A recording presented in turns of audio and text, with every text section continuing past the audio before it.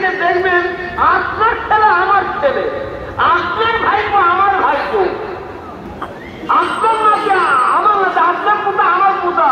এই যুগে দেখবেন কিছু ছেলে এখন পয়দা হয়েছে, ছেলেটা কোনো হারাবি না হারাবি আমি জানি না, আল্লাহ জানে।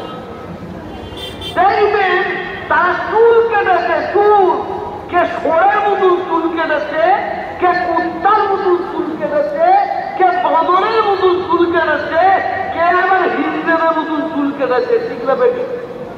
এটা কথা বলতে চরম শিক্ষা মুসলমানদের, কেওড়া মুচিদের মতো। দেখলাম তার এই দিকে আসছে ছাপ আসছে আমার, আর এই দিকে আসলে ঘুরে আছে।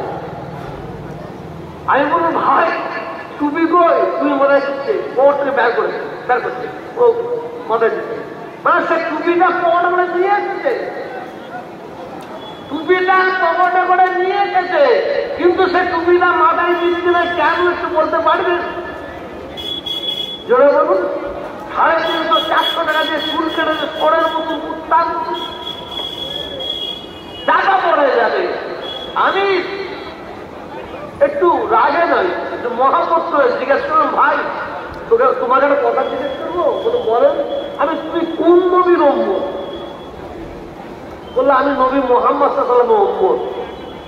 আর আমি কোন নবীর মতন চুল কেটেছে বলো? তুমি মুহাম্মদ সাল্লাল্লাহু আলাইহি ওয়াসাল্লামের উম্মত বলছো, আর তুমি কোন নবীর মতন চুল কেটেছে বলো?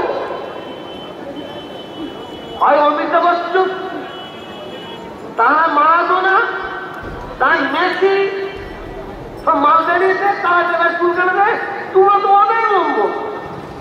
আর তুমি যে সত্যিকারের নবী মুহাম্মদ সাল্লাল্লাহু আলাইহি ওয়াসাল্লামের উম্মত হতে, তাহলে এই বাঁদরের মতন কুত্তার মতন চুল কাটবে না। একটু ভাবেন, আমার কথাই কেউ রাগ করবেন না, পায়ে হাত দেবেন।